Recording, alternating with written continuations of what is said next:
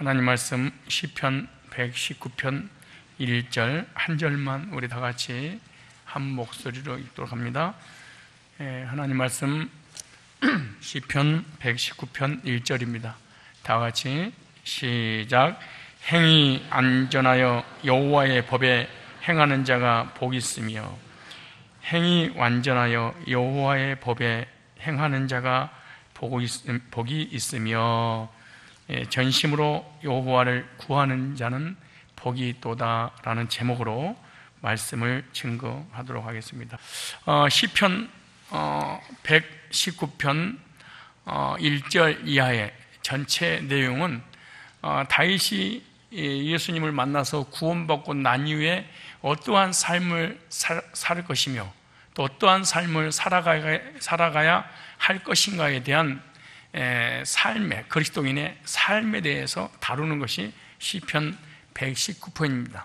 즉 구원받았다면 구원받은 자의 성화의 삶을 살아라, 이것이 시편 119편 내용입니다. 그런데 시편 119편 첫 번째 예언을 보면 축복으로 시작을 합니다. 뭘로 시작을 해요? 복으로 시작을 해. 복 있는 사람에 관하여서 말씀하고 있는 내용이 1절입니다.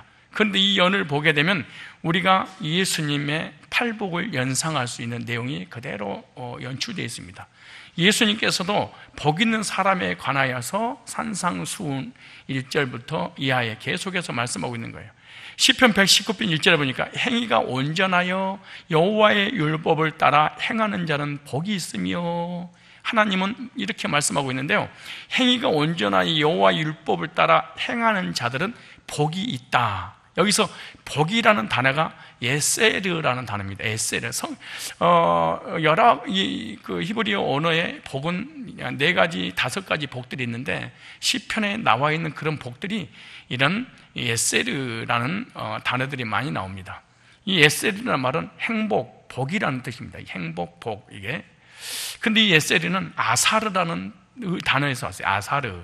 이 아샤르라는 단어는 어떤 의미가 있냐 그러면 직행하다, 이런 뜻입니다. 직행하다, 똑바로 가다, 그 다음에 감사하다, 복을 받다라는 뜻에서 유래된 게 바로 예세르라고는 아샤르에서 왔습니다. 그러니까 하나님께서 주시는 복이 뭐냐? 직행하고 똑바로 가고 감사하며 하나님 주신 복을 받아 누리는 그런 내용인데, 그래서 1절을 시작하면서 복이라는 단어가 제일 먼저 나오면서 그 복에 대해서 강조를 하고 있어요. 무슨 말이냐 그러면 이 복이 뭐냐? 하나님의 뜻대로 직행하여, 이게 복이라는 거예요. 하나님 앞에 똑바로 살아가는 자는 복이 있으며, 이게 복이에요. 우리는 복 하면 그냥 물질의 복만 생각하는데, 물질의 복이 마치 하나님이 나를 사랑하셔서 주셨다고 생각하는데 이건 불신자도 다 받아요. 예수 안 믿는 사람은 예수 믿는 사람보다 더 복을 많이 받고, 예수 믿는 사람은 복을 받아서 안 쓰고 꼭꼭 숨겨놓는데 불신자들은 여행도 가고 누리면 살아가잖아요. 그러니까 이 복에 대한 개념을 좀 다음에 복 시리즈를 말씀드리면 더 쉽게 이해하겠는데, 성경에서 복으로 시작하는 것은 하나님의 뜻대로 직행하며 하나님 안에서 똑바로 사는 사람을, 이 사람이 복이 있다, 이렇게. 이 복이 시편 1편에도 나와요. 복 있는 사람은 악인의 꾀를 쫓지 아니하며, 이 말이 하나님의 뜻, 하나님의 말씀, 하나님 앞에 직행하고 하나님 안에서 똑바로 살아가는 사람, 이렇게 할 때 복이라는 단어를 썼어요. 그래서 성경에는 2가지 복이 있는데, 하나는 무조건적인 복이 있고 또 하나는 조건적인 복이 있잖아요. 이 무조건적인 복을 무조건적인 약속이라고 그래요. 이 조건적인 복을 조건적인 약속이라고 그래요. 근데 무조건적인 약속은 구원에 관한 부분만 해당되는 거예요. 이 구원에 관한 부분을 얘기할 때는 무조건적인 약속이고, 무조건적인 어떤 0.1%의 우리 인간에 대한 행위라든가 조건이 들어가지 않아요. 그 무조건적인 복이 뭐냐? 구원에 관한 복입니다. 이 무조건적인 영적인 죄 사함받고 구원받아서 하나님 자녀 돼서 천국 가는 것은 일방적인 하나님의 불강력적인 은혜, 이거는. 그래서 이 일방적인 불강력적인 은혜, 내 행위가 조금도 안 들어가는 거, 제발 좀 성경을 믿으셔야 돼. 모르면 그냥 나한테 와서 따져서 나를 이기든가.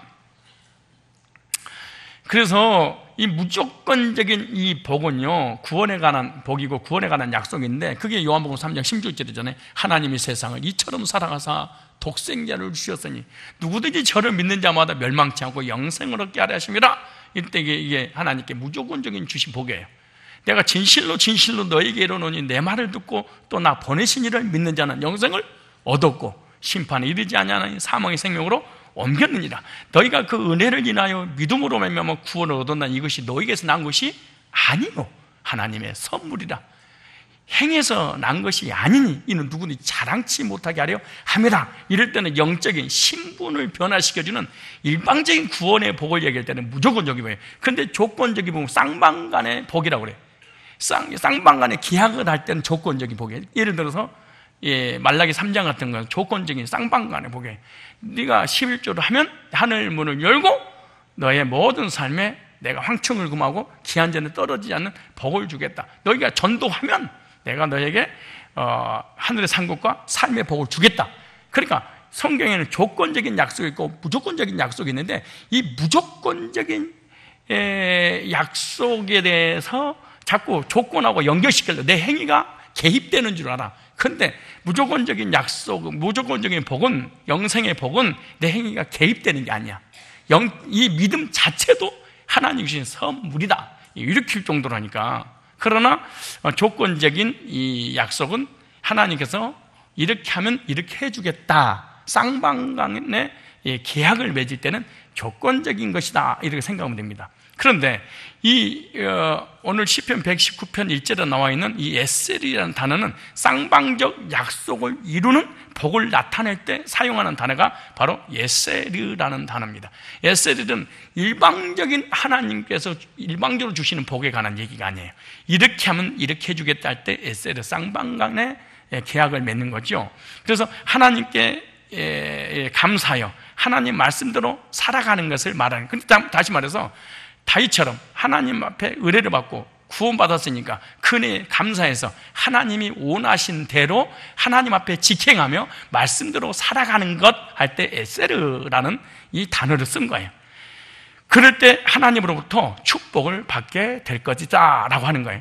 네가 진짜로 구원받고 하나님 은혜에 감사하다면 하나님의 말씀대로 똑바로 직행하며 살게 될 것이 아니냐. 그러면 당연히 그렇게 해야 되는데, 그렇게 하면 복까지 주시겠다 할 때 에세르라는 복이에요. 그런데 먼저 하나 이해할 것은, 그럼 행위가 온전한 것이 뭐냐고요. 행위가 온전하여 여호와의 율법을 따라 행하는 자를 말하는 거예요. 여기 보세요. 시편, 오늘 본문 시편 119편 1절에 행위 완전하여 나오죠. 여호와의 법에 행하는 자가 복이 있으며 그랬어요. 행위가 완전하여 여호와의 법에, 행위가 완전하여 온전하단 말이잖아요. 그런데 이 온전이란 말은, 이 완전이란 단어가 히브리어로 타밈이라는 단어입니다. 타밈. 이 온전이란 말은 히브리어로 완전한, 흠없는, 건전한 이런 뜻입니다. 그러니까 행위가 하나님 앞에 온전한 사람이 누구냐? 완전한 사람이다. 흠없는 사람이다. 건전한 사람이다. 이렇게 말하는, 이게 온전이라는 단어입니다. 완전한 단어예요. 그런데 원죄를 가지고 태어난 인간들이 이 세상에서 행위가 온전하고 흠이 없는 사람은 한 사람도 없습니다. 우리는 엄마 뱃속에서 잉태할 때, 태어날 때부터 흠을 가지고 흠이 씨 태어나잖아요. 하나님을 떠나서 범죄한 인간은 영적으로 에베소 2장 1절이니까 허물과 죄로 죽어버렸어. 에베소 2장 2절은 이 세상 풍속을 쫓고 공중의 권선자를 잡아. 에베소 2장 3절 보니까 본질상 진노의 자녀야. 그러니까 우리 인간의 힘으로는 행위가 온전해질 수, 흠이 없을 수 없어요. 그래서 하나님을 떠나서 언제에 빠져있는 우리 인간의 상태가 로마서 3장 한번 찾아보세요. 로마서 한번 찾아보세요. 우리 인간이 스스로 의로워질 수 있느냐, 그리고 힘들다는 것을 성경은 우리에게 말씀하고 있는데, 3장 9절에 보시면 보세요.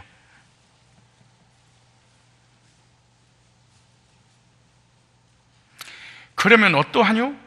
우리는 나으뇨? 결코 아니라. 유대인이나 헬라인이나 이방인이나 선택받은 백성이나 다 죄 아래 있다고 우리가 이미 선언하였느니, 죄 안에 기록된 바 의인 없나니 하나도 없어. 그러니까 행위가 온전한 사람은 지구상에 그 누구도 없는 거야.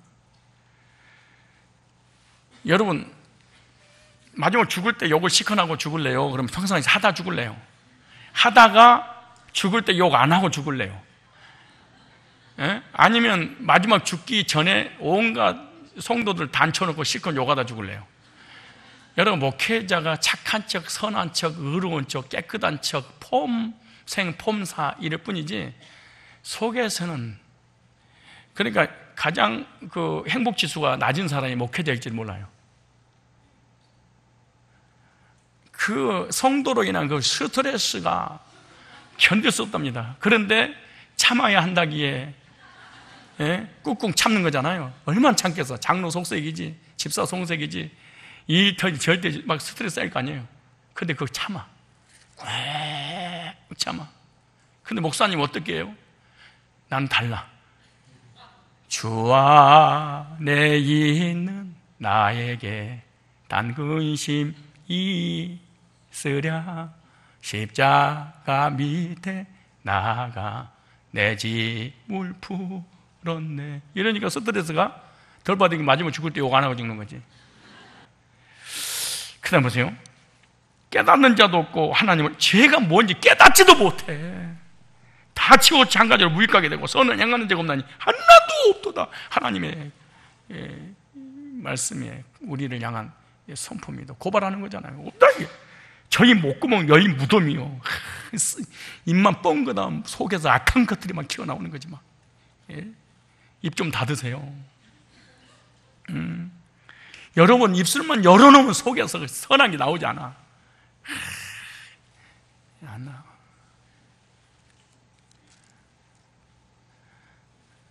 선한 게 많다고요?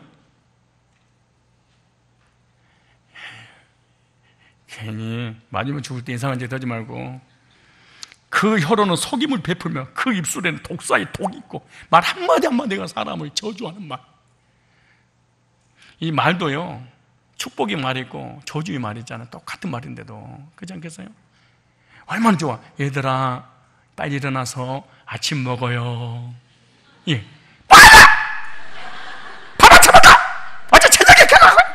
똑같은 말인데. 근데 이것도 사랑이고 저것도 사랑이잖아요. 이 독이 들어가 있는 독. 어머 여보 빨리 들어왔네. 내가 들어왔어.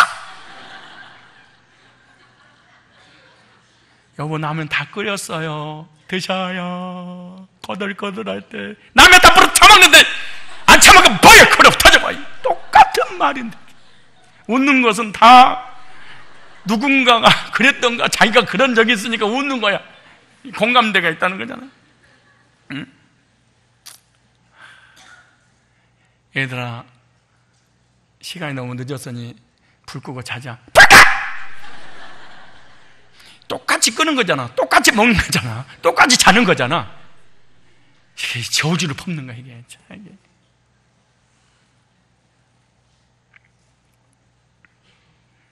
여러분 지금 자꾸 머릿속에 엄마 아빠를 떠올리는데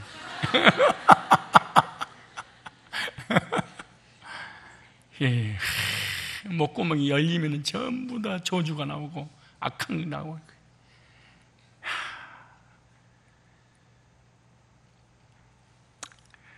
그 발은 피 흘리는데 빠른지라 파멸의 고생이 그리 있어 평강기를 알지 못하고 저희 눈앞에 하나님을 두려움이 없는 일 한가. 한번 더 찾아보실래요? 이제 1장. 우리 인간에 대해서 성경은 이렇게 고발해놨어요. 1장 찾으셨어요? 1장 21절에 21절부터 번역 성경 제가 읽어볼게요. 사람들은 하나님을 알면서도 하나님으로 영화롭게 해드리거나 감사를 드리거나커녕 오히려 생각이 허망해져서 그들의 지각 없는 마음이 어둠으로 가득 차 되었습니다. 사람들은 스스로 지혜 있다고 주장하지만 실상은 어리석어서 썩지 않는 하나님 영광을 썩을 사람이나 새나 네발 다니는 짐승이나 기어다니는 동물의 형상으로 바꿔놓습니다. 하나님 살아계신 건 아는데 하나님을 피조물을 섬겨버린. 그다음에 썩지. 그러므로 하나님께서는 사람들의 마음이 정욕들 하도록 도렴이 그대로 내버려 두시니 서로의 몸을 욕되게 하였습니다. 사람들은 하나님 진리를 거스로 받고 창조주 대신에 피조물을 숭배하고 섬겼습니다. 하나님 영원히 찬송을 받으실 분이십니다. 아멘. 이런 까닭에 하나님께서는 사람들을 부끄러운 정욕 속에 내버려 두셨습니다. 여자들은 남자와의 바른 관계를 바르지 못한 관계를 바꾸고, 또한 남자들도 이와 같이 여자와의 바른 관계를 버리고 서로 욕정에 붙었으며, 남자가 남자와 더불어 부끄러운 행하였습니다. 그래서 그들은 그 잘못에 마땅한 대가를 스스로 받았습니다. 에이지요. 사람들이 하나님을 인정하기를 싫어함으로 하나님께서 사람들을, 여러분, 이 동성애를 하게 되면 꼭 에이즈 걸리니까 동성애를 하지 마십시오. 이거는 좀 설득력이 없는 것 같죠? 동성애를 하면은 똥구가 찢어집니다 이런다든가, 기저귀를 차고 다닙니다 이런 맞는 걸지도 모르지. 그런데 왜 이런 일이 벌어지냐? 이거 뭐냐? 하나님을 떠난 우리 인간은 행위가 온전할 수 없다는 거야. 근데 보세요, 타락한 마음의 자리에 내버려 두셔버려요. 이게 저주라는 것이지, 하나님 앞에 얻어맞는 게 저주가 아니고, 죄 짓는 모습 그대로 놔둬버린 게 이게 저주라는 거야. 사람들은 온갖 불의와 악행과 29절에 탐욕과 악의로, 이 보복심이잖아요, 가득 차 있으며 시기와 살이와 분쟁과 사기와 적으로 가득 차 있으며 수군거리는 자요, 중상하는 자요, 하나님 미워하는 자요, 불손한 자요, 고만한 자요, 자랑하는 자요, 악을 꾸미는 모략꾼이요, 부모를 거역하는 자요, 또 하나님께 미워하는 자시요, 우매한 자요, 신의가 없는 자요, 무정한 자요, 무자비한 자요. 그들 이 같은 일을 하는 자들을 죽어야 마땅하다는 하나님 공정하신 법도를 알면서도 자기들만 이런 일을 하는 것이 아니라 이런 일을 저지르는 사람을 두둔하기까지 합니다. 이런 악행을 저지르는 것을 도리어 두둔하고 법적으로 합법화를 만드는 이런 일이 벌어진다는 거예요. 그러므로 행위가 온전하여 탐임, 온전한 흠없는 건전한 것은 사실은 우리 스스로는 만들기 힘들어요. 불가능한 일이에요. 그래서 행위가 온전하는 게 두 가지가 있습니다. 하나는 율법을 통해서 삶이 거룩하게 되는 것, 이거 갖다가 행위, 이걸 상태의 변화라 그래. 상태의 변화, 즉 현상의 변화, 육적 변화를 얘기하는 거예요. 마음과 생각과, 여러분요, 불교와 유교와 기독교하고 다른 점이 있어요. 죄를 짓게 되면, 저주가 임하게 되면, 불행하게 되면, 고통 속에 살게 되면, 불교에서는 뭐라고 얘기하냐면 전생의 업보야 이렇게 말합니다. 유교에서는 참아라, 억눌리게 만들죠. 과하게. 그래서 유교는 무조건 여자는 she, be quiet, 그냥 참아라. 노래도 있잖아요. 참아야 한다기에 여자 일생, 막 참는 거야. 이게 막 질 눌리게 만드는 거야. 그래서 사람 돌게 만드는 거죠. 불교는 전생에, 기독교는 죄 문제 때문에 이런 일이 왔으니 죄 문제를 해결하는 하나님을 믿어라. 이게 다른 거죠. 그래서 율법을 통해서 삶이 거룩하게 되는 것이 있고, 복음을 통해서 영적으로 거룩하게 되는 것은 어떠냐? 행위가 아니라 은혜로 되는 거예요. 이걸 갖다가 신분의 변화, 본질의 변화라고 그래. 그래서 복음을 통해서 온전게 되는 것이 있고, 행위를 통해서 온전게 되는 것이 있는데, 율법으로는 사실은 온전게 된다는 게 불가능한 일입니다. 현상의 변화가, 상태의 변화가 계속 좋은 게 아니에요, 우리 인간이. 여러분, 우리가 은혜 받으면 상태가 좋아지죠. 은혜가 떨어져 막 금방 눈이 시뻘개져가지고 그냥 입이 찌삐찌 돼가면서 그냥 막 욕을 퍼붓고 온갖 큰 소리를 다 치고 그러는 거야. 여러분들이 가끔가다 남편이라든가 아내가 은혜를 받잖아요. 그럼 하나님 앞에 두 손 모아 기도하잖아요. 한 달만 가게 해주세요. 며칠이 뭐 은혜 떨어져 봐. 옛날에 그 꾸정물이 다시 올라와서. 그래서 가끔 가다가 집사님들한테 그래. 아니 집사님, 집사님이 많이 바뀌었어요? 아내 집사님이 그러면은 기다려야죠. 며칠이나 가겠어요. 이게 바뀌는 게 쉬운 게 아니에요. 이게 행위가 온전한 게. 이것은 예수 그리스도의 십자가 보혈의 은혜로 구원받은 사람만이 행위로 온전하다는 거예요. 하나님 앞에 직행하고 똑바로 살고. 그래서 성경에 보면 의롭게 되다, 온전게 되다, 거룩하다, 거룩게 되다 등의 말씀은 예수님을 통해서 단번에 얻는 성화를 얘기하는 거예요. 무슨 성화? 이 단번에 얻는 성화를, 죄의 형벌로부터 얻는 성화를, 단번에 얻는 성화를, 이거 신분이 변화시키는 성화를 얘기하는 거예요. 그런데 사람들이 상태가 변화돼서 구원을 받으려니까 구원받을 수 있는 확률이 0.1%도 없는 거지. 하나님이 우리를 성화시켜줬으면 이럴 때 절대 잊지 마세요. 신분을 변화시킨 거지. 거지를 왕자로, 예? 신분을 상승시켜 주신 거야. 죄인을 의인으로 하나님이. 그런데 이거 단번에 얻는 성화, 또 삶의 변화의 성화가 있으니까 생활이 변화되는 거예요. 이해가시죠? 그래서 하나는 죄의 형벌로부터 구원받은 영적인 성화가 있다면, 이건 거듭남이라면은 삶이 변화된 것은 생활이 변화되는 거예요. 생활, 그리스도의 삶. 근데 그리스도의 삶도 율법을 통해서 변화되는 게 아니에요. 하나님의 새 계명을 통해서 변화되는 것이지. 다시 말해서 우리가 가장 성령 충만, 가장 성화될 때가 언제냐? 그때가 바로 거듭난 그 시점이야.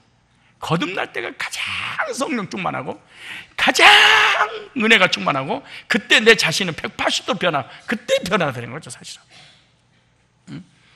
그러니까 거듭날 때보다 더 성화된 적은 없습니다, 이게. 그래서 행위로는 사실은 우리 인간의 행위로 의롭게 된다는 게 불가능합니다. 로마서 한번 찾아보세요. 로마 3장 20절 바로 옆에. 로마 3장 20절. 행위로, 율법으로는 불가능하다 이렇게 말해 써놨어요. 20절에 시작. 그러므로 율법의 행위로 그의 앞에 의롭다 하시면 얻을 육체가 없나니 율법으로는 죄를 너 죄인이야, 이것만 깨닫게 한다는 거예요. 신호등이 우리를 구원시키는 게 아니고, 너 어기면은 딱지 끊어, 이것만 알려주는 거야. 신호등이 뭘 우리를 변화시켜요. 딱지만 끊는 거지. 그잖아요. 그런데 보세요. 21절에 시작. 이제는 율법 외에 하나님의 한 의가 나타났으니 율법과 선지자들의 증거를 받은 것이라. 곧 예수 그리스도를 믿음으로 말미암아 모든 믿는 자에게 미치는 하나님의 은이 차별이 없느니라. 이게 하나님의 의를 통해서 얻는 성화, 율법을 지켜서 의로워지는 성화. 여러분, 구원받은 사람이 그리스도의 변화의 삶을 사는 것은, 이거는 율법주의가 아니야. 그런데 율법을 지켜서 신분을 변화시키려고 하는 이걸 율법주의라고 그러는 거예요. 달라요. 그런데 보세요. 모든 사람이 죄를 범하였으면 하나님 영광에 이르지 못했는데 그리스도 예수 안에 있는 구속으로 말미암아 하나님의 뭘로? 은혜로. 어떻게? 값 없이 뭐 했어요? 의롭다 하심을 얻을 게 아니고 얻은 자가 되었느니라. 이게 얻은 자, 그러니까 성화잖아. 이거 신분의 죄의 형벌로부터 구원받았다 그 말이야. 진짜 이거요, 내가 이거 5만 번 했는데 못 알아들어. 여러분 솔직히 우리 안수집사님들 여기 와 계시잖아요. 이거 알아듣는 물어봐봐. 집에 가 돌아서서 그럴 거야. 그래도 변해야 됩니다. 와, 안 되대. 진짜 이게 안 되대. 율법주의 약한데요. 약한데 아무리 내가 얘기해도요, 집에 가서 교제 나눠봐요. 그래서 사람이 변화돼야 돼. 그렇게 쉽냐 구원이? 그렇게 간단해 구원이?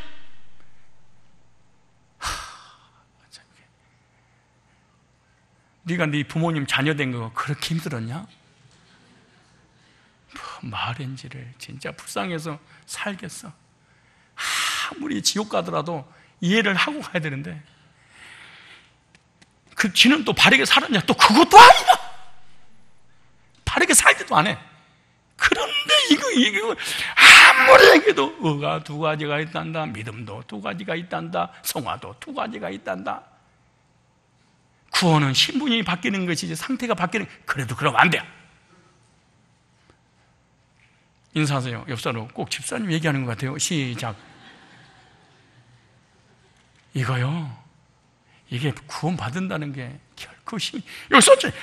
내가 오늘 저녁내 찾아주세요. 저녁내. 그래도 바뀌어야 됩니다. 지켜야지. 그렇게 구원이 쉬워요? 교회 오래 다니면 오래 다닐수록 굳어져 버리게. 근데 목사는 이제 많이 하니까 못 건드는데, 자기하고 비슷한 사람 가만 안 놔둬. 막 우겨가지고 이겨버려. 그러면 별로는 안 하려니까 그냥 내가 알았어. 그냥 그렇게 사세요. 그럼 가면서 그래. 너 방종주의야. 율법 폐했단 말이야. 그렇게 사는 게 아니야. 또 이렇게 혼을 내고 또 돌아서. 여기서 지금 3사람이나 있어. 4사람인데 한 명이 안 왔네, 오늘 보니까. 내가 이름 불러줘요? 불러줘? 그 바로 교회 나갈까봐. 또 한 명이라도 더 있어야지 많이 있는 성도처럼 보이잖아요. 그래서 놔두는 거지. 여기 나오잖아요. 응? 잘 보세요. 좀 더 볼까요? 그렇게 행위가 온전한 게 우리 힘으로 안 되는 거야. 행위가 온전하여 완전하여 이렇게 할 때는 언제냐? 신분의 변화를 말할 때 얘기하는 거야. 신분의 변화란 말은 8.15 해방 같은 거야. 여러분, 일제 36년 동안 그 속국으로 언어도 잃어버리고 온갖 고통과 핍박을 받으면서 유엔에서 해방돼서 자유가 됐어. 그때 신분이 바꿔주는 거예요? 상태가 막 바뀐 거예요? 예? 뭐 그렇게 뭐 말하는 게 그렇게 이래? 아니 신분을 바꿔줄 때 뭐가 변한 게 뭐가 있어? 그게 해방인 거지. 이게 구원이라는 거야. 그때 대한민국에서 해방돼서 살면은 백성답게 사는 것을 성화라고 그러는 거야. 근데 성화가 돼서 해방을 시켜야되니까 문두기 같은, 세상되게. 아니, 변화가 돼서 8.15가 되는 게 어디가 있어?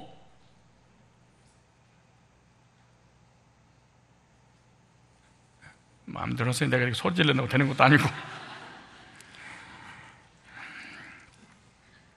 자, 보세요. 25절 볼까요?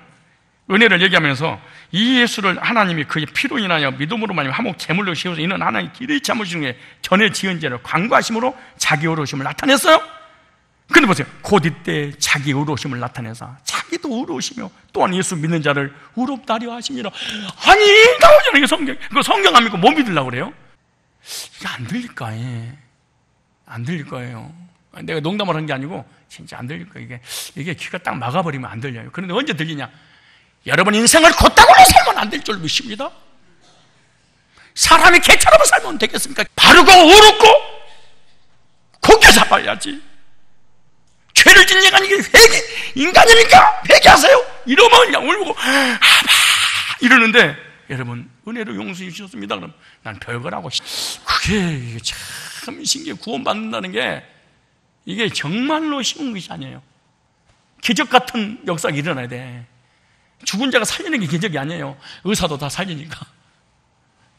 그렇잖아요? 근데 구원받는 거는 기적 중에 이적 중에 이적입니다. 이거 은혜와 행위가 입하고 여기 있잖아요. 여기 목이 여기서 가슴까지 내려온 여기서 30cm밖에 안 되잖아요. 청과 지옥을 랑내하는 거야. 여기까지 오는데 행위냐 은혜냐, 행위냐 은혜냐, 행위냐 은혜냐. 여기 안 믿어지는 그게. 이게 그러니까 구원받는다는 게, 왜냐 하나님을 떠난 죄인은 쉽게 말해서 버림받았잖아요. 그러니까 인정받고 싶어. 그리고 인정받으려니까 뭔가 노력을 해야 돼. 뭐에게? 주인에게, 누구에게? 창조주에게. 내가 이 정도 회개하고 교회 열심히 다니니까, 그리고 구제하고 선행을 했으니까 당신 나 봐줘야 돼? 이게 거지 근성이었어. 그래, 거지. 그러니까 사랑을 동양하는 거야. 구걸하는 거야. 나 이렇게 했으니까 나 사랑해줘야 돼. 막 이런 거지. 근데 아들은요, 사랑 안 받으려고 금식해도 부모님이 찾아오면 사랑한다고 해. 자녀가 되면. 자녀는요, 아무것도 안 해도 부모의 사랑받아. 종은 그렇게 노력을 해도 당연한 줄 알아. 그러다 한 번 잘못하면 쫓아버려. 종의 신앙은 하나님을 잘 믿다가 한 가지만 잘못하면 구원 잃어버린 것처럼 생각을 해. 보세요, 뭐라는가? 26절에 곧 이때 자기 의로우심을 나타내사 자기도 의로우시며 또한 예수 믿는 자를 의롭다 하시. 그런즉 자랑할 데가 어디 있느냐? 있을 수 없느니라. 무슨 법이냐? 무슨 행위냐? 믿음의 법이니라. 무슨 법? 믿음의 법.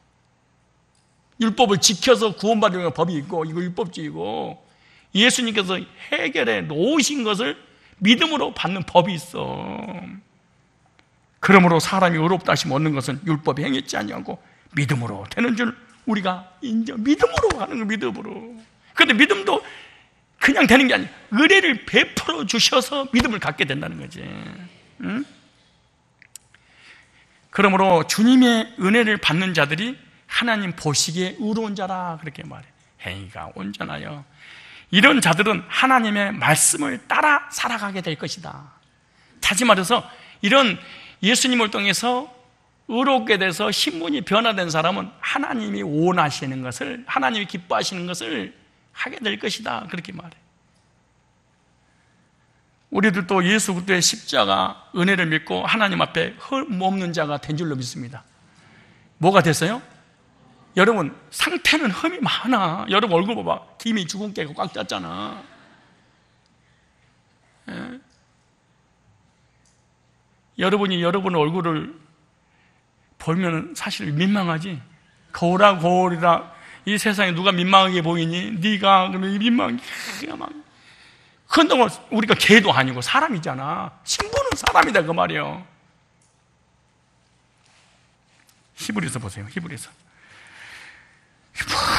말인지 여러분이 지금 구원받지 못한 것은 왜 그러는 줄 아세요? 여러분 육체가 변화돼서 하나님 앞에 하늘나라 가려고 그러는 거야. 도대체 또 뭔 말인지 못 알아서 또 쌍둥이. 이 말은 좀 더 쉽게 얘기할게. 여러분 지금 미국 가야 되는데 여기서 착하고 선하고 의롭고 구지하고 좋은 일 하고 난 다음에 비행기, 미국 가는 비행기를 타려고 공항에 출입구에 심사하기 위해서 올라가잖아요. 딱 들어가는 순간 입구에서 하는 말이 나 지금 구지하고 오는 길입니다. 그러니 저는 미국 가게 해주세요. 이래? 그러셨군요. 이래요? 도둑놈이든 살인마든 관계없어. 미국에서 와도 좋아. 비자 하나 가지고 가는 거야. 비자. 이게 신분을 보고 보내주는 거지. 또 못 알아들었어. 그러니까 신분 아닌데 내가 미국 가는데 내 속에 이가 있어. 이가 세 마리가 이 몰라? 이 새카만 빤스 속에 뚱이야. 그거 옛날 어렸을 때 막 이 겨다니는 이 있잖아요. 이가 내 옷 속에 들어가 있어. 얘가 미국 가려고 노력한 것도 아니야. 나한테 붙어있으니까 가는 거야 그냥. 무슨 이가 행위가 어려워서 가는 거야 뭐야. 옛날에 강화에 신방을 가잖아요. 옛날에 다마스 꽂고 다닐 때 강화에 신방을 가면은 밥을 먹기 위해서 너무 날씨가 더우니까 창문을 열어놔. 파리가, 나는 강화파리 그렇게 악질인지 몰랐어. 강화파리는 딱 담배 딱 붙잖아요. 손으로 잡아도 안 날아가. 쳐먹으니라고. 근데 그 개를 키우고 돼지 키우니까 파리가 버글버글하는 거야. 근데 세상에 그 파리가 아무 공로 없이 인천까지 왔어. 성산교회까지. 그러니까 파리가 그랬어. 아, 하나님의 은혜로 있을 데 없는 자, 왜 다마스 태웠는지 나는 알 수 없도다. 뭔 말인지를 알아들어야 돼. 뭔 말인지를. 진짜 이게 정말로 구원은 아무나 받는 건 아니야. 진짜 이게 하나님의 특별한 은총을 임하지 않으면 이게 안 되는 거야. 내가 어디 찾자고 그런 것 같은데. 히브리서 10장.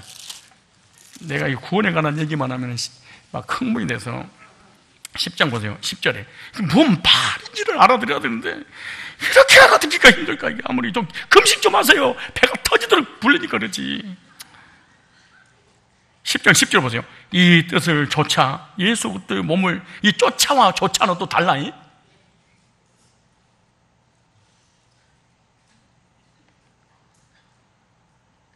이 뜻을 조차 예수 그리스도의 몸을 몇 번에? 단번에 들으시고 말미암아 그 예수님의 몸 때문에 우리가 어떻게 했어? 거룩함을 얻을 뻔한 게 아니야. 얻을 수도 있다도 아니야. 얻어노라. 그러니까 우리를 갖다 성도라고 그러잖아. 장로 되고 권사 되고 집사 되려고는 난리를 치면서 성도 되려고 그러면 신경질 내려고 그래. 얻어노라. 그러면서 보세요. 언제까지 그러는가? 14절에 즉 한 제물로 거룩하게 될 자가 아니야. 된 자지. 여기 나오잖아요. 된 자야. 그냥 여러분 사람 될 거예요? 된 거예요?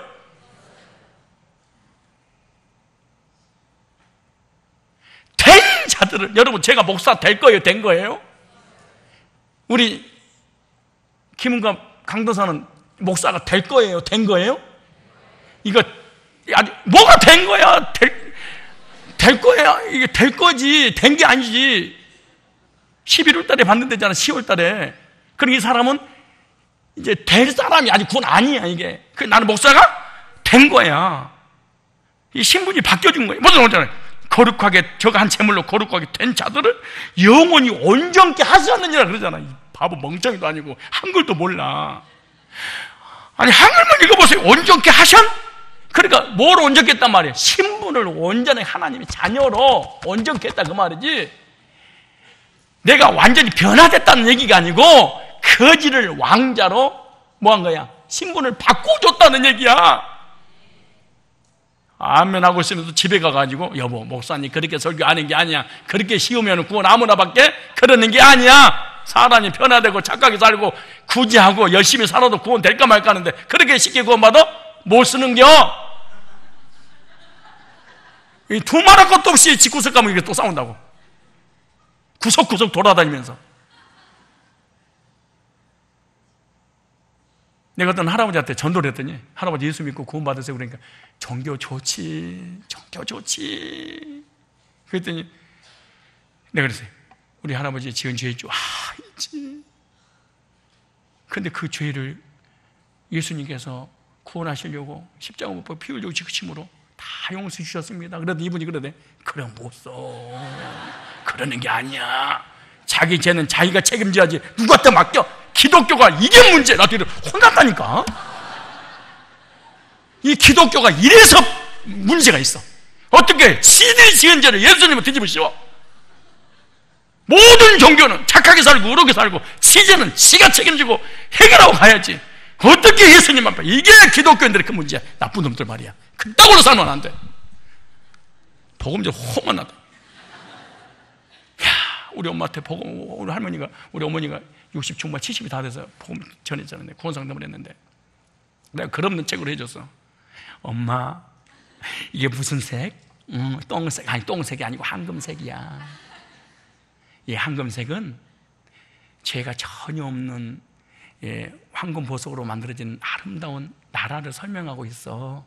그 나라는 이 나라가 아니고 이 세상 떠나가면 하나님의 나라야. 그걸 슬픈 눈물도 고통도 없고 죄도 없는 너무너무 행복한 그리고 아름다운 그런 나라가 이 황금으로 표현했어. 엄마, 천국 가고 싶어? 가고 싶지. 나는 갈 수 있겠냐? 맞아, 못 가. 그래서 두 번째 색깔 때문에 그래. 그런 어두운 색이잖아. 이건 죄를 얘기해. 죄는 두 가지가 있어. 먼저 자범죄가. 그래서 모든 사람이 죄를 보면서 하나님 영광에 가지 못하고 죄 때문에 사람이 죽고 죄 때문에 지옥 가게 돼. 그렇지, 다 죄이지. 그럼 근데 엄마 걱정하지 마. 이게 무슨 색깔이야? 빨간 색깔이지. 이거는 빨간색 피를 얘기해. 엄마의 죄를 위해서 이 땅에 예수님이 오셔서 십자가 피 흘려 죽으심으로 모든 죄를 용서해 주셨어. 이 사실을 믿으면은 하얗게 돼. 죄가 전혀 없어. 예수님 믿음으로 죄가 없어지고 의인이 돼. 그러면은 하나님의 나라 백성이 돼서 하늘나라 가는 거야. 그때 엄마가 울먹거리면서 받아들이더라고. 그럼 이걸 믿으면 엄마 구원이야. 그러니까 구원 받았단 말이지. 근데 그랬지. 엄마 그런데 앞으로 또 죄를 질까 안 질까 그러니까 안 짓지 그러더라고. 안 짓겠대. 그래서 엄마 얘기해봐. 죄 질 수 있어. 그래 못 써. 용서 받았으니까 안 짓고 살지 쟤는 그러더라고. 나는 그렇게 뻔뻔해. 그래서 내가 그랬어요. 엄마, 죄를 질 수 있어. 아니, 뭐, 지금 구원받고 죽어버리면 괜찮은데, 또 살다 보면은 또 죄를 짓고 잘못할 수도 있는 거잖아. 그렇지. 그럼 그 죄를 해결 못하고 죽으면 어떻게 해? 그랬더니, 엄마 하는 말이, 지옥 가지. 그러더라고. 그래서 내가 엄마, 앞으로 지을 죄 때문에 신분이 바꿔진 것이지, 그 죄 때문에 천국과 지옥 결정되는 게 아니야. 미래 지을 죄도 예수 믿어 다 용서 받아서 구원의 문제는 취소되지 않아. 그랬더니 엄마가 하는 말이, 야, 미안해서 되겠냐? 아니, 과거에도 용서했는데 미래까지 그렇게, 그건 안 되겠다. 너무 미안해서. 아니, 어떤 사람은 그러면 안 된다고. 어떤 사람, 언제 해결됐으니까 자범죄는 미안해서 내가 해결해야 된다고 그러고. 벌써 30년이나 세월이 흘렀네. 여기 나오잖아요. 단번에 영원히 거룩하게 된 자를 영원히 온전했느니라. 누구 때문에? 예수님 때문에 그런 거야. 나는 부족하여도 영접하실 터이니 예수 공로 의지하여. 나는 부족해서 천국 못 간다고. 어떻게 가 이게? 예? 아니 빤스 속에 뚱니가 지원 저기서 떨어져서 나하고 개별적으로 간다면 어떻게 현해탄을 건너겠냐고. 어떻게 하면 미국 가는 거야? 돈 한 푼 안 내고? 그냥 나 빤스 속에 숨겨져 있어. 그냥 붙어 있으면 전 우주를 다 돌아다닐 수 있어. 우리가 주님 앞에 예수님 죽음 내 죽음 예수 부활, 예수 죽음 내 죽음 예수 부활 내 예수 승리, 예수님 앞에 우리가 붙어 있다고 하잖아. 도저히 구원이 안 믿어지면 여러분 빤스 속에 뚱니 생각을 해. 강화의 팔이 생각하고, 걔네들이 무슨 행위, 무슨 공로, 얼마나 착한 일을 했기 때문에 해서 인천 성산교회까지 그 팔을 내가 데려다 놨겠어.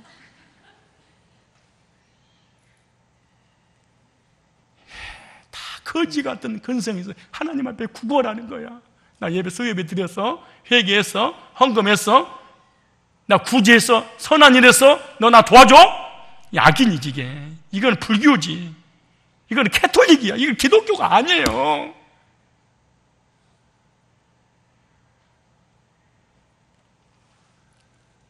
다시 14절에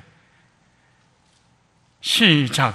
저가 한 제물로 거룩하게 된 자들을, 이게 된이란 말이야. 된 자들, 이걸 잘해야 돼.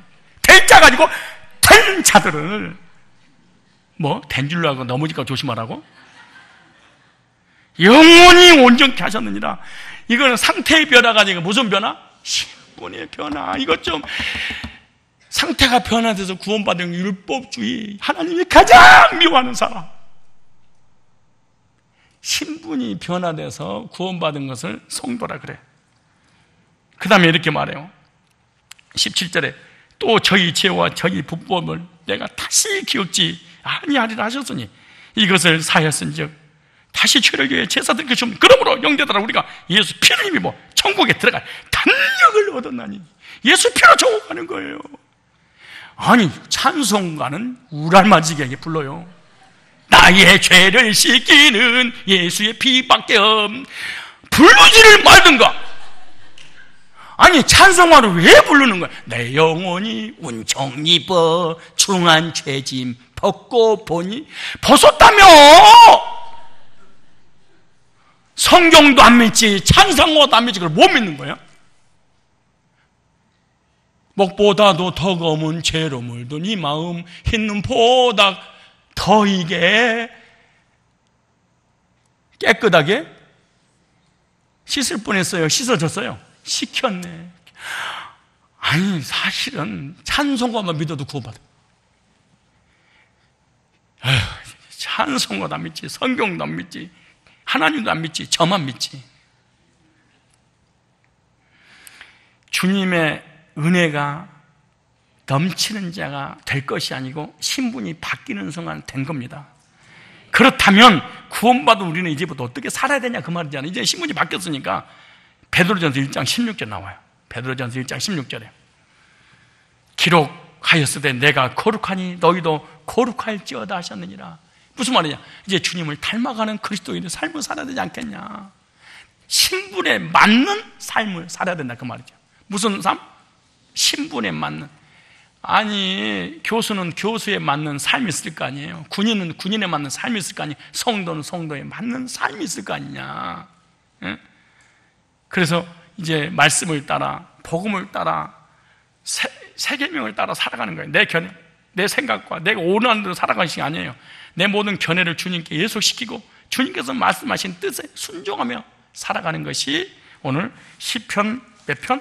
119편 행위에 완전하여 이 말입니다. 근데 보세요. 완전하여 이 말에서, 근데 두 번째, 여호와의 법에 행하는 자, 하나님 말씀이 법이잖아요. 뭐 하는 자? 행하는 자. 이게 행하니까 또 행동이, 자 보세요. 이 행하는 자란 말은 언어에 보면 히브리어로 할라크라는 단어입니다. 따라보세요. 할라크. 이거 잊어버리면 안 됩니다. 행동이 옮겨야 된다 그러니까 거봐, 행함이 있어야지 이런 얘기가 아니에요. 이 행하다 이 말은 할라크라는 단어인데, 이 할라크라는 말이 동행하다, 길을 가다, 간다라는 뜻이에요. 하나님께 은혜를 받은 자들은 하나님의 길을 밟아간다 그 말이에요. 이해가세요? 이것은 주님이 가신 그 길을 걸어가며 주님과 동행하는 삶을 사는 것을 얘기하는 것이지, 뭔가 지켜서 행해서 구원을 또 이룬다 그런 얘기가 아니잖아요. 이렇게 인생을 살았던, 할라크의 인생을 살았던 사람이 있어요. 오늘 본문하고 똑같은 그 사람이 누구냐? 바로 에녹입니다. 누구예요? 창세기 5장 24절에 하나님과 300년 동안 동행했다. 동행이란 말이 할라크란 단어예요. 그런데 여기서 행하는 자, 이것이 할라크, 똑같은 단어를 썼어. 그러니까 우리는 행한다 이 말은 무슨 율법을 지킨다, 선하게 산다, 행함으로 구원받는다, 회개하지 구원받는다, 자꾸 이렇게 이 성경 해석에서 이게 문제가 생기는 거예요. 에녹이 하나님과 동행하더니 하나님이 그를 데려가심으로 세상에 있지 아니하였더라. 에녹이 무두셀을 낳고 하나님과 동행합니다. 무두셀라를 낳기 전까지는 동행하지 않았어요. 다시 말해서 65년 동안 에녹은 거듭난 적이 없어. 교회를 다녀도 구원받은 적이 없어요. 그런데 무두셀라를 낳고 드디어 할라크, 주님과 동행하기 시작을 해. 에녹이 365세를 살았는데 그중 300년을 하나님과 동행했다 이렇게 말하죠. 65세 되던 해 인생의 전환점을 딱 만나게 되는 거예요. 인생의 전환점이 되는 사건이 일어난다는 것을 우리가 알 수 있는데, 그게 뭐냐? 에녹이 65세 때 무두셀 낳고 그래. 누굴 낳았어? 그렇다면 아들 무두셀라가 탄생하고 아주 깊은 연관이 있는데, 하나님과 동행할 수 있었던 것은 무두셀라의 이름 때문에 동행한 거예요. 하나님께서 에녹에게 무두셀라를 이름을 지어줬잖아요. 근데 지금 무두셀라의 이름의 의미는 창을 던지는 자, 즉 무두셀라, 네 아들이 죽으면 지구는 심판할 거야.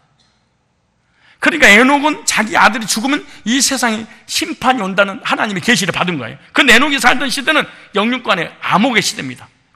홍수 심판 앞둔 시대에 사는 에녹은 집 밖에 나가면 동행할 사람도 없고 마음을 함께할 사람도 없고 외롭고 귀로 듣고 눈으로 보는 모든 것들이 죄악이고 나쁜 것들입니다. 그래서 유다서를 보면 유다서 14절로 15절 나와요. 유다서 한번 찾아보죠. 유다서. 여러분, 이 유다가 그냥 한 장에서 문제가 돼요? 야, 유다서 보세요. 14절. 자, 보세요. 여기 이렇게 기록했어요. 아담의 7세 손 에녹이, 잘 보세요. 에녹이 300년 동안 뭘 했는가? 사람들에게 대하여 예언하여 이르되, 메시지를 전했어요. 보라, 주께서 수만의 거룩한 자와 함께 임하셨나니. 무슨 말이냐? 예수님의 재림까지를 선포했어. 예수님의 탄생, 예수님의 죽음, 예수님의 재림하면 이 지구는 심판할 것이다. 예수님의 구속사가 열린 사람이 에녹이에요. 그러니까 에녹이 사람에게 심판을 예언하는 메시지를 전하고 있습니다. 에녹은 자기 아들이 죽으면 심판이 온다고 하나님 말씀을 읽고 심판의 날이 올 것을 사람들에게 전하며 두렵고 떨림으로 무려 300년 동안 하나님의 뜻대로 하나님과 동행하며 하루하루 살았던 사람이 에녹이에요. 무두셀라가 죽을 때 정확하게 노아 홍수 심판이 임할 것을 볼 때 이것은 노아의 홍수. 그러니까 무두셀라가 죽자마자 실제로 노아의 방도 올라타는 순간에 이 지구는 물로 심판했잖아요. 그래서 에녹은 아들의 이름을 무두셀라로 짓고 인생의 방향이 하나님과 동행하는 인생으로 완전히 바뀌어버린 거예요. 앞으로 닥칠 지구를 홍수로 멸한다는 심판에 대한 분명한 메시지를 듣고, 이때부터 에녹은 가인의 후손인 남에게 아들들과 다른 삶을 살아. 그러니까 65년 동안은 가인의 후손들과 같이 살아. 근데 같이 사는 중에 복음을 듣고 거듭나. 그때 이스라엘 에녹은 불신자처럼 삶을 살지 않았어. 이게 달라. 인생의 전환점에 쫙 온 거예요. 뭘 때문에? 아들 낳고 복음 때문에. 그래서 그대로 300년도 하나님과 동행해. 앞으로 이 말 심판이다 외치면서 시대를 구원하고자 하는 간절한 예수 외에는 구원이 없다. 방주 아니면 구원이 없다. 그런 내용입니다. 이게. 그래서 히브리서 11장 5절 이렇게 말합니다. 믿음으로 에녹은 죽음을 보지 않고 옮겨졌으니 하나님 그를 옮기심으로 다시 보이지 아니하였느니라. 그는 옮겨지기 전에 하나님을 기쁘시게 하는 증거를 받았느니라. 그러니까 하나님과 동행하였던 에녹은 하나님의 뜻이 에녹의 뜻이었어. 하나님의 계획이 에녹의 계획이었어. 하나님이 원하는 것 에녹이 원했어.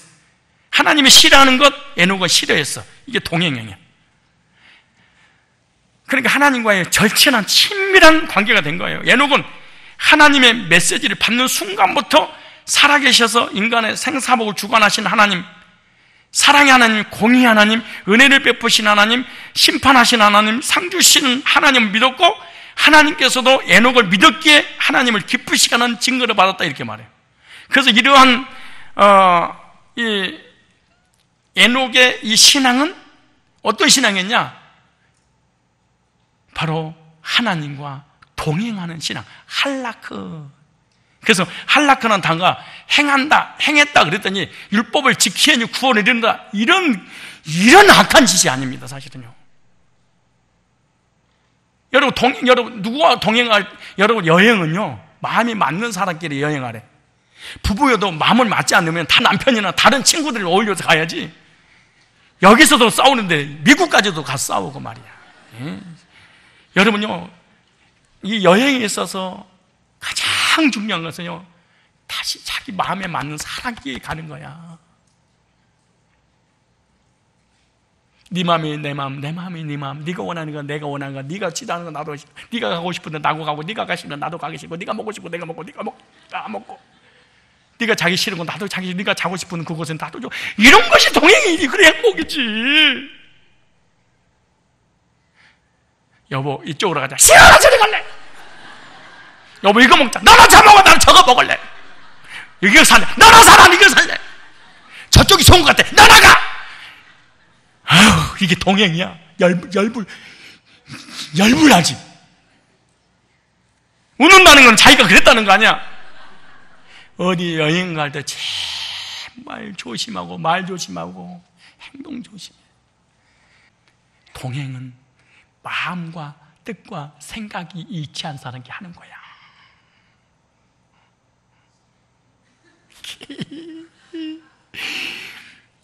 에녹의 마음이 하나님의 마음이고, 하나님의 마음이 에녹의 마음이고, 하나님의 생각이 에녹의 생각이고, 에녹의 생각이 하나님의 생각이고, 하나님이 싫어하는 건 에녹도 싫어하고, 에녹이 싫어하는 건 하나님이 싫어하고. 야, 이거 갖다가 할라크, 동행하다라는 단어야. 정말. 진짜. 인사하세요. 우리 할라크 합시다. 시작. 그러면 우리 얼마나 행복할까? 예?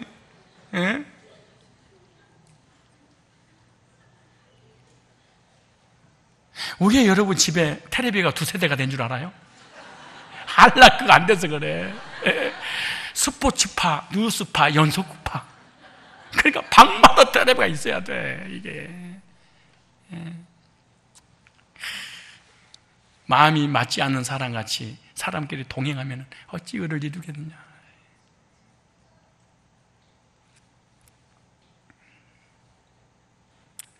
에녹은 지상에서 하나님과 동행하다가 지면에 홍수 심판을 보지 않고 천상으로 옮겨졌습니다. 여기서 동행하다, 이 단어가 할라크다. 근데 똑같은 단어야. 행함이다, 할라크다. 하나님 말씀과 복음과 구원받았으니까 하나님과 뜻이 일치됐다, 그 말이에요. 에녹은 하나님 말씀을 듣고 구원받은 이후에 하나님의 발자취를 따라 살았던 인물입니다. 우리들도 예수 그리스도로 인하여서 구원의 은혜를 받았다면 이제부터는 에녹처럼 주님과 동행하고 주님의 발자취를 따라 주님의 십자가를 메고 평생 따라가는 삶을 살아야 되지 않겠니? 이것이 복이라는 거예요, 이게. 그럼 에녹이 죽음을 맛보지 않고 부활되어 승천한 것처럼 우리들도 마지막 날에 부활되어 영원히 천국에서 에녹처럼 살게 될 거라는 거야. 그래서 시편 119편 1절에 여호와 율법을 따라 행하는 자들에 대하여 신약의 예수님께서 말씀하신 팔복 중에 마음이 가난한 자는 복이 있나니 같은 단어입니다, 이게. 히브리어로는. 심령이 가난한 자는, 찾아보시면 시편 5편 3편, 아니 시편이네. 마태복음 5편, 아니 5편 5장. 자, 마태복음 5장 팔복 산상수기잖아요. 보세요. 심령이 가난한 자는, 이 심령 마음이잖아요.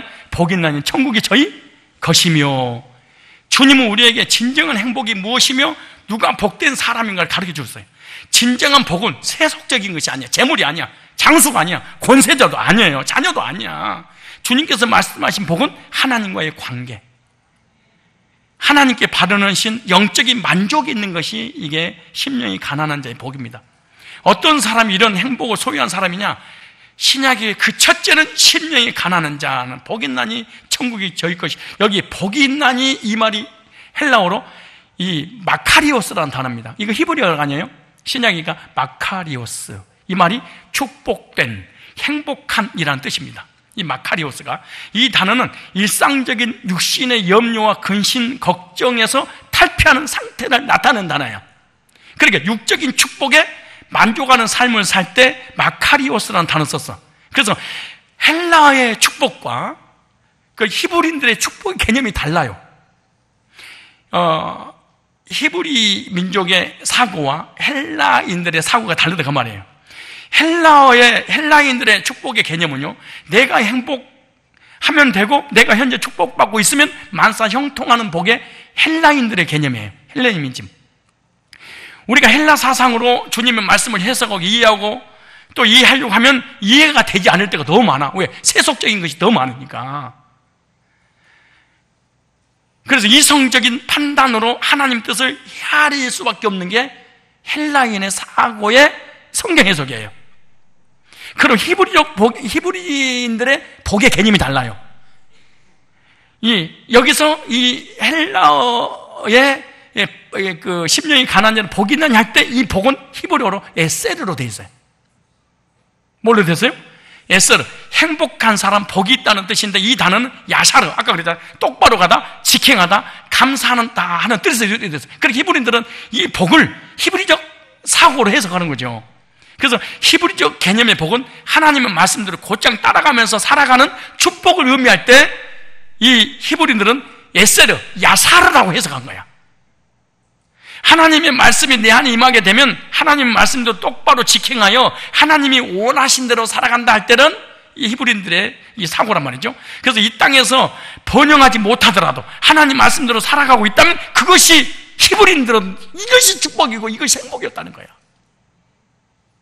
이렇게 열심히 살면 하나님은 이 땅에서도 번성의 축복을 헬라인들에게 주셨던 것처럼 주시겠지만, 그래서 헬라 개념의 축복은 이 땅에 번영과 행복에 관심이 있다면, 히브리 개념은 하나님의 말씀을 따라 살아가는 것에 초점을 맞춰서 이게 복이야.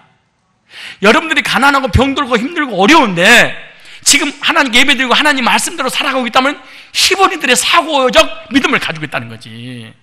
그럼 우리는 어떤 축복을 받아야 되냐 그 말이잖아요. 또한 어디에 초점을 맞추면서 살아가는 인생이 되어야 되냐 그 말이죠.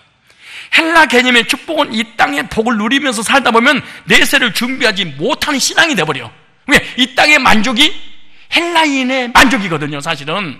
그런 히브리적 개념의 축복은 이 땅에서 복을 누리면서 살지만 내세 축복도 준비하는 신앙을 갖는 것이, 내세적인 축복을 가진 것이 바로 히브리인들의 사고예요. 그래서 이제부터 우리는 히브리인들의 사상으로 하나님께 주실 축복을 준비하면서 올바르게 의를 따라 사는 자가 되어야 된다는 거죠. 그래서 시편 144편 15절에 이렇게 말했어요. 이러한 백성은 복이 있나니. 목사님 왜 이렇게 빨라져요? 설교가 시간이 다 돼가잖아. 이러한 백성은 뭐가 있나니? 복이 있나니 여호와를 자기 하나님으로 삼는 자는 복이 있도다. 에세르. 참, 이게 복이라는 거야. 우리는 복 그러면 작업복, 벌 그러면 꿀벌 막 이런 거잖아요. 근데 성경의 복은 우리가 생각하는 사고의 복이 달라. 에? 이러한 백성은 복이 있나니 여호와를 자기 하나님으로 삼는 자는 백성은 복이. 여러분 하나님을 여러분의 하나님으로 삼고 살아가십니까? 그러면 여러분들 뭐 받은 사람이야? 복, 무슨 복?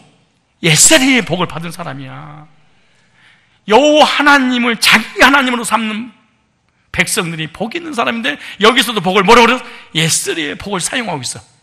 하나님의 말씀대로 곧장 따라가면서 살아가는 축복을 의미하는 거죠. 하나님의 말씀이 내 안에 임하게 되면 하나님 말씀대로 똑바로 직행하여 하나님이 원하는 대로 살아가는 축복을, 이걸 성경에서는 복이다 그렇게 말했어. 이걸 동행, 할라크 이렇게 한 거지. 이것이 성화라는 거야. 이게 성화의 삶이라는 거야. 율법을 지키고 착하게 살고 선하게서 이런 것이, 이거는 불교고 이거는 이방 종교고 이건 기독교가 아니에요. 여러분 율법을 지키고 착하게 살고 선하게 살고 의롭게 살아도 하나님 뜻하고 정반대로 살아갈 수 있겠죠? 아니 지금 아내는 일이 가는데 남편이 일이 가면서 아니 동으로 가는데 서로 가면서 구지하고 착하게 살고 선하게 살아. 옆에 보는 부인 열받어. 응? 아니 부부끼리 여행을 가자고 관광을 하는 중에 있는데, 아니 부부끼리 관광하는 중에 가난한 사람 돕고 구지하느라고 부인을 신경 나서 개무시하고 있어. 그리고 부인이 당신은 어디 가도 참 착해. 그래? 나 당신 지금 여기까지 와서 열받게 하는 거야 지금? 지금 네가 사랑이야? 이거 얼마나 화나는 일이냐고. 이거 지금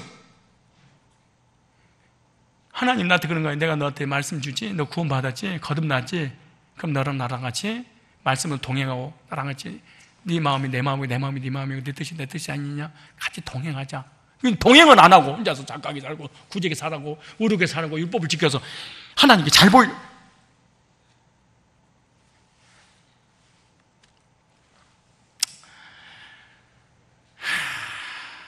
그래서 심령이 가난한 자는 복이 있나니, 저와 여러분들을 에세리의 복을 받았기 때문에, 에세리의 복을 받은 사람은 할라크 말씀과 함께 동행하며 말씀에 순종하고 말씀 따라 지킹하며 이게 살아가는 사람이 바로 그리스도인의 성화의 삶인 줄 믿습니다.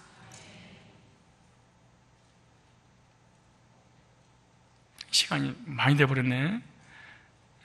그래서 조금만 이제 적용 한번 해볼까요? 심령이 가난한 자는 복이 있나니, 에세리의 복인데, 이 에세리의 복을, 이 영적인 복을 언제 내게 임하느냐? 사람이 겸손할 때 오는 거예요. 뭐가 올 때? 겸손이란 뭐냐? 착하고 선한 게 겸손이 아니야. 겸손이란 말은 무슨 말이냐? 자기가 하나님 앞에 죄인임을 깨닫는 마음, 이것이 마음이 가난한 사람이야. 베드로도 하나님 앞에 죄인임을 깨달았고, 이사야 선지자도, 에스겔 선지자도 공통점이 있습니다. 사도 요한도 밤모섬에서 하나님 만나는 순간 자기가 죄인임을, 하루다 나는 망하였도다, 죄인임을 깨닫는 거야. 예? 그 다음에 심령이 가난한 사람은 어떤 사람이냐? 하나님의 필요를 느끼는 사람. 하나님의 필요를 느끼는 사람이 어떤 사람이냐? 자신의 부족함을 느끼는 사람. 부족함을 알지 못한 사람은 하나님에 대한 필요가 없습니다. 하나님은 가난한 자에게 물을 주십니다. 마음이 가난한 자는 하나님을 찾아요. 하나님을 찾는 마음이 바로 복된 마음입니다. 하나님에 대하여 가난한 마음을 가진 사람이 바로 복 있는 사람입니다. 여러분, 하나님의 필요를 느끼십니까? 그걸 어떻게 필요를 느끼냐? 환경을 통해서, 말씀을 통해서, 또 간증을 통해서, 환경의 어떤 징계를 통해서 하나님을 찾게 되고, 말씀을 듣다가 갈급해서 하나님 찾게 되고, 어떤 사람의 간증을 통해서 또 하나님 찾게 되겠죠. 여러 가지 고난, 이거 다 고난, 가난, 이걸 통해서 하나님, 가난한 마음을 갖고 자기가 죄인임을 깨닫고 하나님을 찾는, 하나님 필요합니다. 하나님 없이는 못 삽니다. 이게 마음이 가난한 사람이에요. 세상 것 의지하지 않고 하나님 의지하는 사람. 육신적인 것을 의지하는 마음이 바로 교만입니다. 재물이나 권세를 의지하는 사람, 지식이나 명예 등을 의뢰하는 자는 교만한 사람입니다. 하나님을 의지하는 사람, 다시 말해서 하나님 없이는 못 사는 사람, 이 사람이 바로 심령이 가난한 사람이고, 이런 사람이 에세리의 복을 받게 되는 거예요. 심령이 가난한 자는 복이 있나니 천국이 그들의 것이며, 히브리어 단어는 이 복을 똑같이 썼어요, 에세리로. 그래서 시편 119편 1절에 행위가 온전하여 여호와 율법을 따라 행하는 자들. 그래서 시편 119편 1절과 팔복의 첫 번째 복이 연관성이 있다는 거예요. 여기서 복이라는 단어가 뭐예요? 에셀이기 때문에 그런 거예요. 이것은 주님의 말씀을 따라 동행하는 자들은 심령이 가난한 자들인데, 이런 자들이 바로 하나님 앞에서 복을 받은 자고 천국이 이들의 것이다, 그렇게 말하는 거죠. 그래서 심령이 가난한 자들은 여호와의 율법의 말씀을 묵상하고 따라가는 사람이고, 하나님과 똑바로 직행하는 사람이 바로 에셀의 복을 받은 사람이다. 이런 사람만이 할라크, 하나님과 동행할 수 있다는 거죠. 왜냐? 예수 그리스도가 내 안에 있기 때문에 가능하다는 거죠. 나는 거룩한 신부로서 신랑 되신 예수님을 소유하고 동행하는 저와 여러분이 되어야 될 것입니다. 그래서 심령이 가난한 자는 복이 있나니 천국이 저희 것이며, 행위가 온전한 여호와 율법을 따라 행하는 자들, 이것이 바로 복 있는 사람이에요. 저와 여러분 그리스도 안에서 구원받았다면 오늘부터 내 견해와 내 뜻과 내 고집을 하나님께 예속시키시고, 하나님이 원하는 건 내가 원하고, 하나님이 좋아하는 건 나도 좋아하고, 하나님이 기뻐하는 건 나도 기뻐하고, 하나님 싫어하는 건 나도 그때 이게 동행이 가능할 줄로 믿습니다. 그리스도 안에서 거듭나서 구원받은 사람은 내 안에 그리스도가 있기 때문에, 그리스도가 내 안에 있으므로 주님과 동행하고 주님의 뜻을 따라서 말씀을 통해서 직행하며 하나님을 영화롭게 하는 복 있는 사람이 저와 여러분인 줄로 믿습니다.